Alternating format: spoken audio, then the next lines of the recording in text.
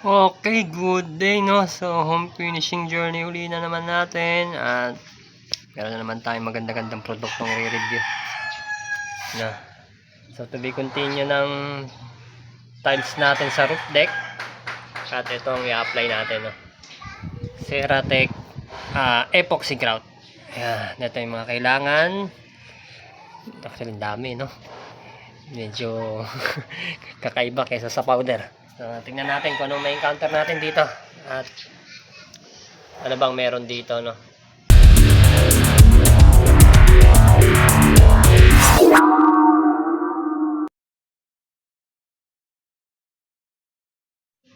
So, tingnan muna natin kung anong meron. Actually, binili ko to ng hiwa-hiwalay eh. May naka-package pero ano lang.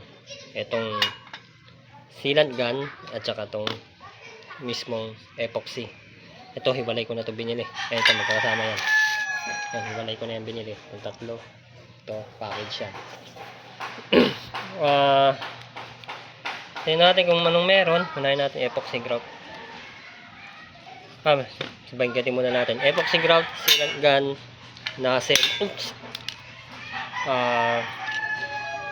Tile intersection perfector. Ayan, sa kantuhan yan eh. Panghagod. Napanood lang din naman natin sa video, no? Tapos ito, pinakabit sa nozzle para hindi tayo mahirapan. Panghagod ng ano, epoxy grout. Kakabit natin sa nozzle para hindi na tayo maghiwalay na process. Tapos since epoxy grout to, talagang makapit siya. Meron siyang wax, Ceratec tile wax na ina-apply dito sa gilid ng tiles para yung gitna lang ang malalagyan natin ng grout. Kasi baka kumapit yan eh. Kaysa maglagay ka daw ng masking tape bawat guhit, yan dami niyan. So ito na lang ilalagay. Kung paano i-apply, ayan, meron dito silang pinanood sa akin na video sa Instagram. Meron, hindi nagpo-focus oh. Basta ayan, nandiyan sa likod kung paano i-apply. Ito, ano ba meron dito? Ayan, mga pictures nya. Water sealant ground, release, anti-fungus, anti-shrink, premix color, epoxy hardener, good quality formulation yan. Sealant gun, talagang matindihan naman yung sealant gun. Oh, sobrang quality, heavy duty. Bago ang lahat, ito palang sealant, no? Yung una, kala ko ano eh, malaki. So, tingnan natin kung ano, sa Shopee ko lang din kasi nabili. So, para ma-cross comparison nyo sa totoong sealant. Ayan, meron tayo dito isang sealant na ano. Ayan, ganyan yung difference nya. So, kulang yung nabili ko. Bibili na lang ulit tayo. Kala ko kasi medyo malaki. Although kung malaki, parang kukulangin pa rin. So, ayan, ito binili natin kasi roof deck nga to. At ayokong pasukin ng tubig dyan sa mga duksungan niya. Kasi dyan nagkukos ng moisture ng konkreto. Tapos nagkukos ng result ng gapak. No? Kaya naggapak dun sa topping natin eh. Sana walang mangyari. Tapos, yan, ito nasabi ko naman na kung paano i-apply para hindi magdikit tong epoxy grout sa gilid. Ito pang mix nya. Sabay na kasi siyang ipipisilin dito. Kaya dalawa yan eh. Ang nakapagtataka lang bakit itong gitna nandito lang sa isang nozzle. Meron kayang pagbabagayan to? Wala naman siguro. Yung isa nakakonekta sa isang bilog, yung isa wala, single lang. Ito, yan, ito yung panghagod sa may bakal. Pwedeng mano-mano. Pwede ikabit mo na doon. Yan, ikabit mo na dyan.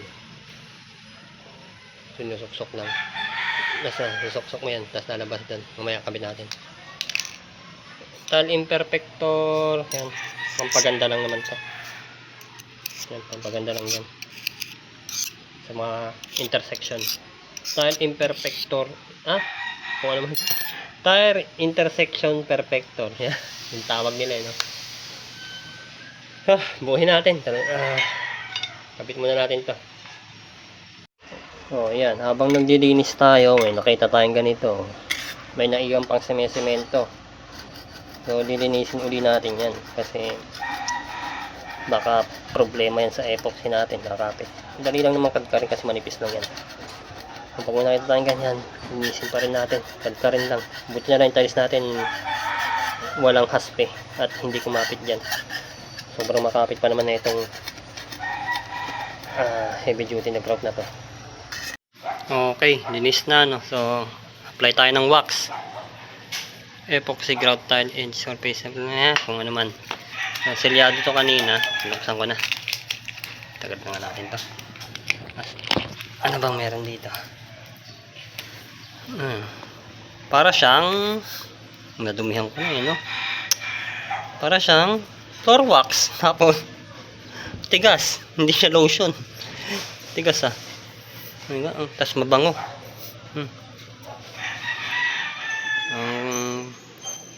Kung paano i-apply, yun, floor wax nga. Yun, mayroon nalurog na. Yun sa ibabaw matigas.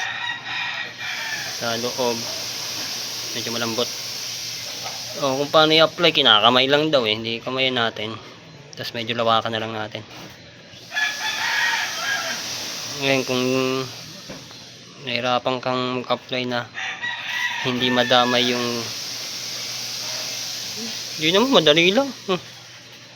Hindi naman madadamay yung loob kasi nga floor wax. Kala ko harangan ko pa na ito eh, kaso madumi to. So apply muna natin to lahat ng kantuhan. Tapos try tayo siguro yung yung may wax at saka walang wax. Baka ako matatanggal pa rin naman to sa tiles kasi makinis. Pag natanggal yung matatanggal pa rin yung epoxy kahit walang wax siguro, no? Testing din natin mamaya. Pero doon na lang natin testing sa sa scrap natin, no? Baka ma-perwisyo tayo dito eh. So, applyin ko muna ng wax yung mga malalagyan. Muna tayo doon sa dulo. Sa kantuhan medyo maselan, ha? Hirap apply. Pumapasok na doon yung wax sa kanto.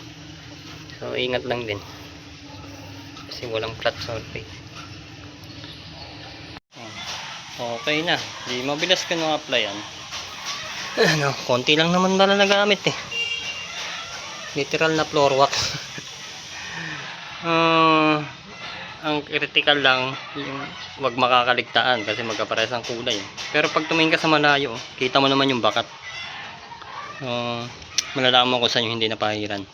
Tingin ka lang sa malayo. Pero parang mas maganda yata na lahat na pahirang ko. Konti lang naman nagagamit eh. Para hindi magkalat. Dahil alam kong makalat ako gumawa, no? Pahirang ko na lahat ng tiles. Dami naman na ito eh. Konti lang nagamit. Wala bang mas maliit na ito, Ceratec? At konti lang pala magagamit eh. Applyan ko na lang din lahat. Ay, nako.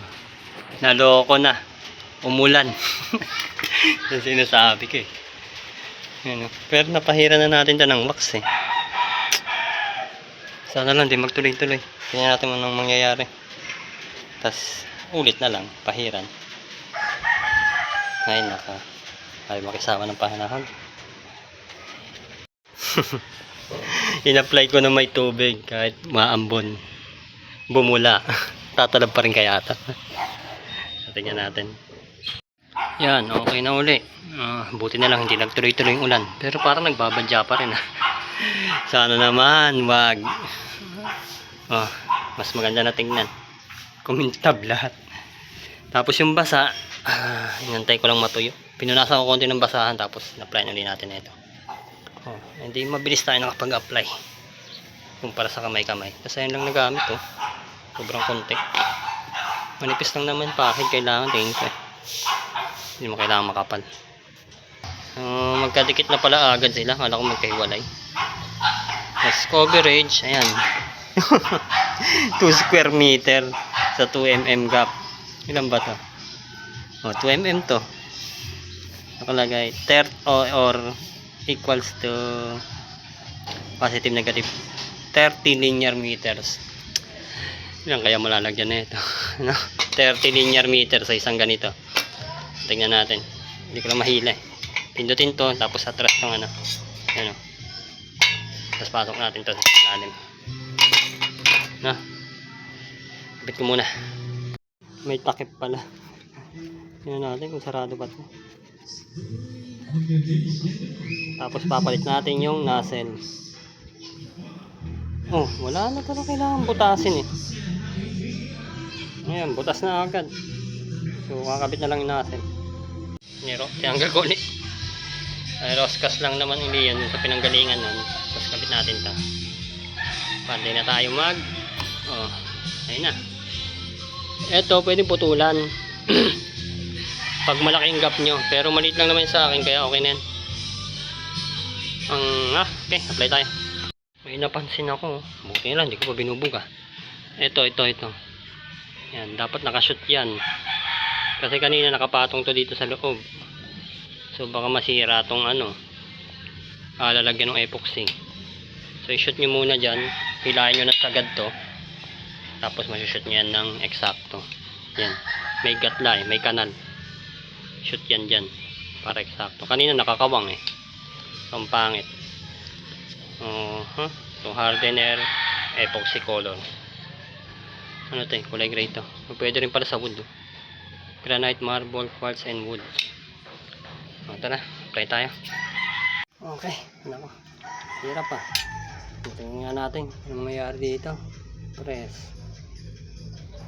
Tapon mo niya. Uy, oh. Ayan, kulay gray.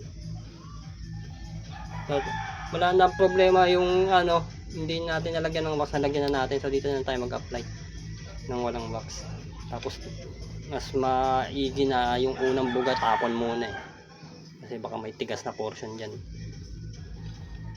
Tapon tayo dito. Wala na. Lambot lang siya. Yan o. Ay na. Yung ito nga. Angat natin. Oops. Hindi napipigilan ng pagtulo. Malabnaw siya. Yan. Tulo ng tulo. Nako. Tuloy-tuloy pala dapat to. Etong panghagod na kulay dilaw, pag di maganda ang lagay niyan, ay nako, sa gabal.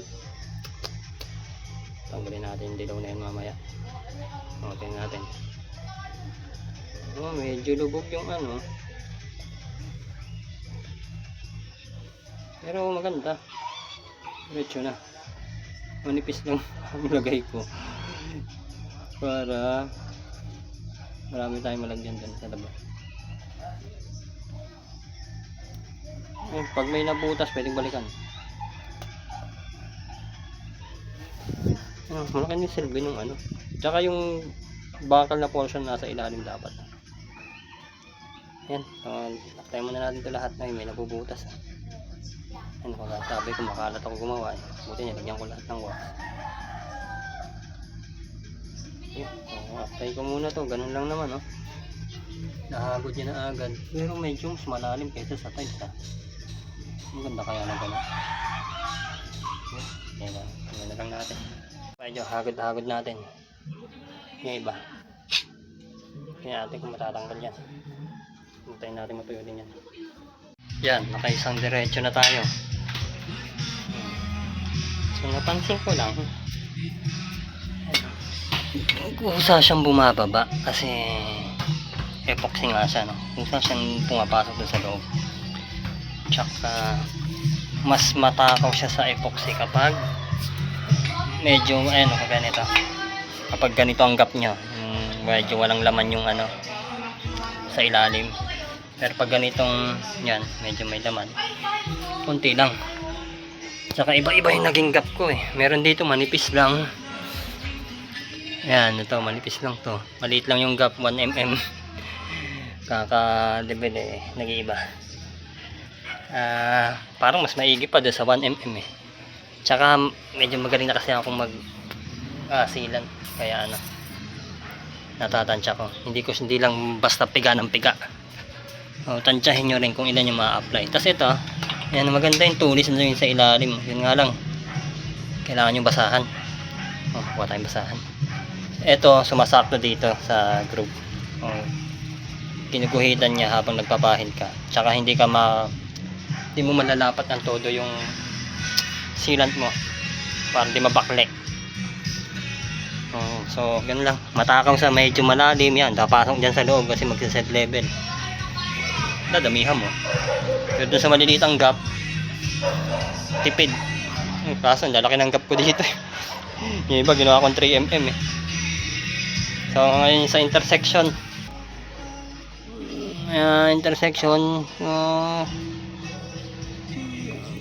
Ayan, di ba? Nag-intersect na. Kuhain natin ngayon pang intersection perfection ng tsuba niya. Sana ba? Naku, muuulan na naman. Ayan, ito pang perfect niya. Di ba, oh? Oh, yan. Para mabuhay yung intersection.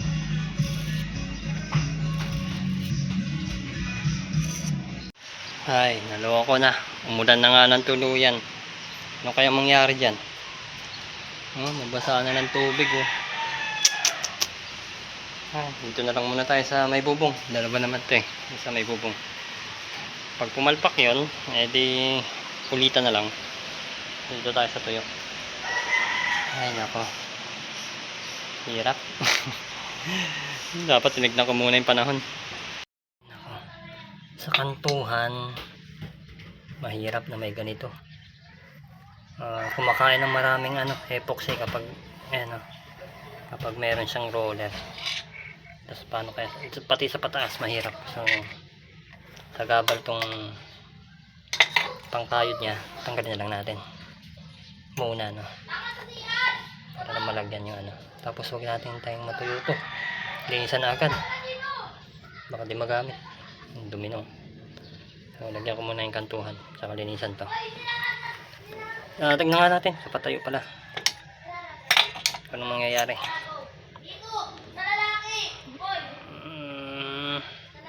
Kung bababa. Yan. So hindi naman bumababa. Kung nga lang pasok na pasok yung nozzle natin. Yan, hindi bumababa. Pupunuan na lang natin. Ito pala, pwede pala ito eh. Ayan ang pinanglinis natin. Para malamanan yung kanto. Pwede rin ito. Ito, nagkalat na ako. Diba? Sabay na rin natin ito perfectin kasi kaligtaan na. Ay, tumigas na. Dapat kanina pala tumigas. Dapat habang ina-apply pa lang lagot. Habulin natin. Tumigas na. Bilis na tumigas. Dapat ang pagka-apply pa lang. Ano ba? Lagot na. Ito nga muna. Ayan, medyo basa pa dito.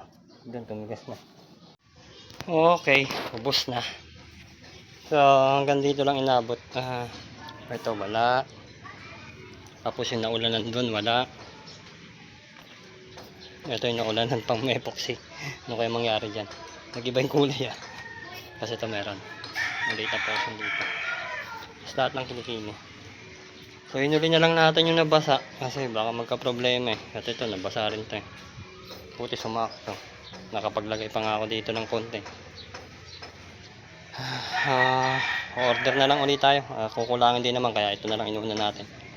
Tsaka na yung basa. Mabilis lang naman dumating yung order sa Shopee. So pagdating apply ulit tayo. Tapos medyo lubog eh, no? Pero kung maganda ba na ganyan o mas maganda na flat. Siguro pag dating ng isa, kapag maraming tira, duplihan natin to. Pati masyadong lubog. So hintayin natin muna dumating, tapos tingnan natin to kinabukasan pagtuyo. 24 hours na pagtuyo. Lalo na yung nabasa. Tingnan natin. Okay, after 24 hours, no. So, wala pa nga actually. Umaga pa lang eh. Pero ang tigas na sobra. Lagi yan. Kumapit yata. Ito. Ayan, lumudulas naman. Tanggal naman. Ay, nakita. Hmm. Natin kung oh, tigas sobra. Parang plastic. Plastic na medyo malambot naman.